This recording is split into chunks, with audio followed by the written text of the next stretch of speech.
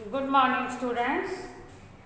मैं आज आपको कक्षा 9वीं से पाठ नंबर 3 हामिद खां उसके कुछ और प्रश्न उत्तर समझा रही हूँ। जो पाठ के पीछे प्रश्न उत्तर दिए गए थे वो हमने इससे पहले की वीडियो में समझ लिए हैं, तो मैंने वो वीडियो बना के आपको भेजी थी। उससे पहले जो पाठ का सार था वो भी समझा दिया है। तो इसके कुछ अन्य प्रश्न उत्तर हैं, उसके विषय में हम आज पढ़ेंगे।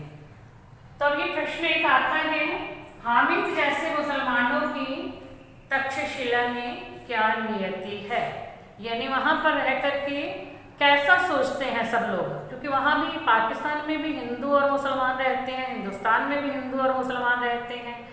लेकिन जब लेखक ने हामिद खां को बताया कि हमारे वहाँ हिंदू और मुसलमान आपस में मिलजुल करके रहते हैं, आपस में बहुत प्रेम से रहते हैं, यदि किसी को बढ़िया पुलाव खाना हो या बढ़िया चाय पीनी हो तो बेखटके मुसलमानी होटल में जाते हैं। जब ऐसी बातें लेखक ने हामिद खां को बताई तो हामिद खां सुनकर के बड़ा खुश हुआ। तब उसने आगे क्या बताया कि हमारे यहाँ पर यानी हम जैसे मुसलमानों की क्या नियति है। यहाँ पर हिंदू और मुसलमानों के बीच आपसी प्रेम नहीं है, सद्भाव नहीं है। यहाँ के जो हिंदू लोग हैं, जैसे लेखक ने हिंदुस्तान के बारे में या हिंदुओं के बारे में हामिद खां से बात की थी, वहाँ पे रहने वाले जो हिंदू लोग हैं वो ऐसी बातें मुसलमानों से नहीं कर सकते। वो मुसलमानों को आतताइयों की औलादें समझते हैं, उन्हें आतंकवादी समझते हैं। हिंदुओं की नज़र में मुसलमान व्यक्ति बिल्कुल भी अच्छा नहीं है, वे उनसे प्रेम नहीं करते, उनसे बात करना भी पसंद नहीं करते। इसलिए वहाँ के मुसलमानों को अपने सम्मान के लिए लड़ना पड़ता है। यही मुसलमानों की नियति है। ठीक है, तो ये प्रश्न समझ में आ गया। अब आ जाता है प्रश्न नंबर 2, तक्षशिला के बाजार का वर्णन कीजिए। लेखक तक्षशिला में पौराणिक खंडहर देखने के लिए गया था, तो वहाँ पर उसे बड़ी भूख लगी, तेज धूप थी, प्यास भी लग गई थी। तब वो वहाँ से स्टेशन से जो है बाजार की तरफ निकल गया। अब जो वहाँ का बाजार था वो बिल्कुल तंग गलियाँ थी, छोटी छोटी गलियाँ होती हैं ना, जैसे अपनी ये हाथ की रेखाएं हैं तो ये देखते हो आपकी कितनी साफ साफ होती हैं, तो हस्त रेखाओं जैसी तंग गलियां थी। चारों तरफ बदबू फैली हुई थी। बड़े बड़े पठान लोग जो है अपने मस्त मौला चाल में चलते हुए जा रहे थे। कहीं कहीं पर तो चमड़े के जलने की बदबू भी आ रही थी। तो इसलिए लेखक ने वहाँ के बाजार का वर्णन किया है कि कैसे जो है बाजार में लोग मदमस्ती से घूमते हैं, लेकिन आपस में उनका कोई भी प्रेम भाव नहीं है। वो किसी को इधर उधर, यदि कोई दूसरा व्यक्ति चला जाता है, कोई हिंदू वहां पहुंच जाता है तो उसकी तरफ देखते भी नहीं हैं। तो प्रश्न नंबर 3 आ जाता है। अब हामिद ने दोनों समुदाय के संबंधों के विषय में क्या कहा। दोनों समुदाय कौन से लिए पहले हामिद खां ने?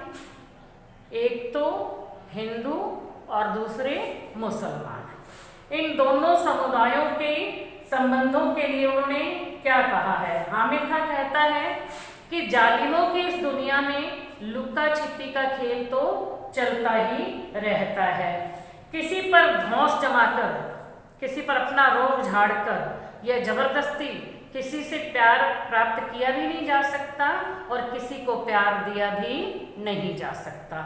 इसके लिए मन की भावनाओं को समझना अत्यंत आवश्यक है। और मुसलमान और हिंदू आपस में प्यार और मोहब्बत से तभी रह सकते हैं यदि वे एक दूसरे के मन की भावनाओं को समझने लगेंगे, तभी उनका आपस में प्यार हो सकता है। जब तक वो एक दूसरे को अपना दुश्मन ही समझते रहेंगे तो आपसे प्यार मोहब्बत नहीं हो सकता। अब अगला प्रश्न आता है, हामिद खां की चारित्रिक विशेषताएं बताइए। उनके चरित्र की क्या विशेषताएं दिखी। लेखक वहाँ गए थे, तो वहाँ जाकर के वो हामिद खां से मिले। लेखक ने उनके होटल में बैठ के खाना खाया।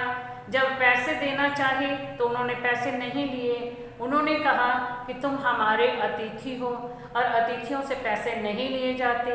लेखक ने जब ज़बरदस्ती पैसे दिए तो उन्होंने लेकर के वापस लेखक को देते हुए कहा कि तुम ये भाई हामिद खां की तरफ से अपने पास रख लो, और जब हिंदुस्तान में जाकर के किसी भी मुसलमानी होटल में जाकर के बढ़िया पुलाव खाना और अपने भाई हामिद खां को याद करना। तो अब इससे इनके चरित्र की कौन सी विशेषता हमारे सामने आती है?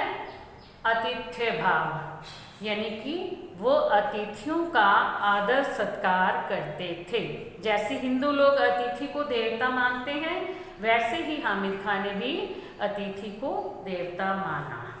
और दूसरा जो उनका आता है, सांप्रदायिक सद्भाव का समर्थक, यानी सांप्रदायिक सद्भाव के समर्थक थे वो, उसका समर्थन करते थे, जाति पाति का भेदभाव नहीं करते थे।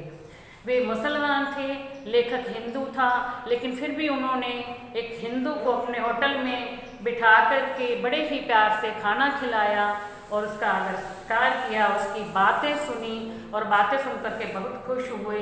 इस प्रकार से उनमें जो है कोई भेदभाव नहीं करते थे, वो हिंदू मुसलमान में कोई भेदभाव नहीं करते थे। तो ये दो जो है उनके चरित्र की विशेषताएं हमारे समक्ष आती हैं। पहली है आतिथ्य भाव और दूसरी है सांप्रदायिक सद्भाव का समर्थक। अब अगला प्रश्न हमारा आ जाता है, हामिद खां पाठ के आधार पर बताइए कि दूसरे का स्नेह पाने हेतु किन मानवीय मूल्यों की आवश्यकता होती है। यानी हमें यदि दूसरों का प्यार पाना है और खुद को दूसरों को ऐसे बना देना है, यानी कि वो भी हमारे साथ प्यार करने को मजबूर हो जाए, ऐसी स्थिति उत्पन्न करनी है। तो किन मानवीय मूल्यों की आवश्यकता होती है? दूसरों का स्नेह पाने के लिए आत्मीयता, विश्वास, विनम्रता, दूसरों की भावनाओं को समझना आदि मानवीय मूल्यों की आवश्यकता होती है। आत्मीयता यानी अपनापन, हम उसके साथ अपनेपन की भावना रखें, उसे अपना समझें, और यदि वो हम उसे अपना समझेंगे तो वो भी हमें जो है अपना समझने लगेगा। उसके ऊपर विश्वास करना है, तभी वो हम पे विश्वास करेगा। हम यदि विनम्रता से पेश आएंगे तो वो भी विनम्रता से पेश आएगा। यदि हम उससे मुस्कुरा कर के बात करते हैं तो सामने वाला भी हमसे मुस्कुरा करके बात करेगा। तो इन मूल्यों की आवश्यकता होती है। अब मैं आपको एक कहानी सुनाती हूँ। जैसे मान लो हमने नाम वैसे रख दिए, राम और श्याम दोनों मित्र जो थे गुरु के आश्रम में रह करके शिक्षा ग्रहण करते थे। जब उनकी शिक्षा पूर्ण हुई और वो जाने लगे तो गुरुजी ने मन में सोचा कि हो ना हो इनसे कुछ ना कुछ काम करवाता हूँ, साथ में मेरी गुरु दक्षिणा भी हो जाएगी और मुझे पता भी चल जाएगा कि इन्होंने मुझसे क्या सीखा। तब उन्होंने राम और श्याम को अपने पास बुलाया और कहा कि यहाँ से जाने से पहले आप मेरा एक छोटा सा काम कर दो। तो दोनों इकट्ठे बोले, ठीक है गुरुजी, आप बताइए कौन सा काम करना है। तो सामने दो फूलों की टोकरियाँ भर के रखी हुई थी। तो गुरुजी ने कहा कि ये फूल की टोकरी एक आप उठा लो, मतलब एक राम लेके जाएगा और एक श्याम लेके जाएगा। दोनों जाकर के गांव में ये फूल बांट के आओ, एक एक फूल सबको देना है, लेकिन एक शर्त है, फूल उसे ही देना है जो व्यक्ति खुश होगा, जिसके चेहरे पे खुशी दिखाई देगी, मुस्कुराहट होगी। मतलब जो नाराज सा बैठा है, दुखी सा बैठा है, उसे फूल नहीं देना। तो राम और श्याम बोले, गुरुजी ये तो बहुत छोटा सा काम है, हम ये भी जाके करके आ जाते हैं। दोनों ने टोकरियाँ उठाई और चल दिए। गांव में गए तो राम और श्याम दोनों जो है लोगों को फूल देने के लिए ही गए थे। तो राम ने क्या किया, जल्दी से फूल दिए, 2-3 घंटे में वापस आश्रम में आ गया। लेकिन श्याम को आने में रात हो गई। राम आया तो उसके हाथ में खाली फूलों की टोकरी थी। तो गुरुजी ने देखा, वाह ये तो सारे फूल दे के आ गया। गुरुजी बड़े खुश हो गए। और तब शाम हो गई, रात हो गई, लेकिन श्याम वापस नहीं आया। तो गुरुजी परेशान हो गए उन्होंने राम से कहा कि चलो देखते हैं श्याम अभी तक वापस क्यों नहीं आया। लेकिन इतने में ही श्याम हाथ में फूलों की टोकरी लेकर आता है। राम तो सारे फूल बांट के आया था, लेकिन श्याम एक भी फूल नहीं बांट कर आया किसी को। उसके सारे फूल जो है टोकरी में ही थे। गुरु ने पूछा कि क्या बात है श्याम, तुमने तो एक भी फूल नहीं दिया किसी को। बोला गुरुदेव कैसे देता, आपने कहा था जिसके चेहरे पे मुस्कुराहट होगी उसी को फूल देना है।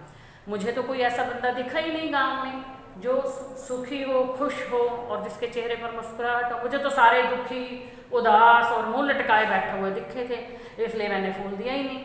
तो गुरु ने कहा कि राम तो सारे फूल दे के आ गया है। तो श्याम बोला कि इसने जरूर चीटिंग की है जो ये सारे फूल बांट आया। तब गुरुजी ने राम से पूछा कि राम बताओ, आपने सारे फूल दे दिए लेकिन ये एक भी फूल नहीं दे के आया, तो कैसे, ये कैसे। तब राम ने क्या बताया कि गुरुजी मैं जिसके पास भी जाता था वो व्यक्ति चाहे मुंह लटकाए बैठा होता था, कुछ भी होता, मैं उसके पास जाकर के मुस्कुराने लगता था। जैसे ही मैं मुस्कुराता था मुझे देख करके वो भी मुस्कुराने लग जाता था, मैं उसको फूल दे देता था। इस तरह से मैंने तो सारे फूल दे दिए। तो श्याम बोला कि ये क्या बात हुई, भी ऐसे करके तो खुद मुस्कुराया तो दूसरे मुस्कुराने लगे, ये तो चीटिंग है। तो गुरु ने बताया कि नहीं, तो हमारे पास यदि कुछ देने के लिए और कुछ नहीं है तो कम से कम हम अपनी हंसी, अपनी खुशी, ये तो लोगों में बांट सकते हैं।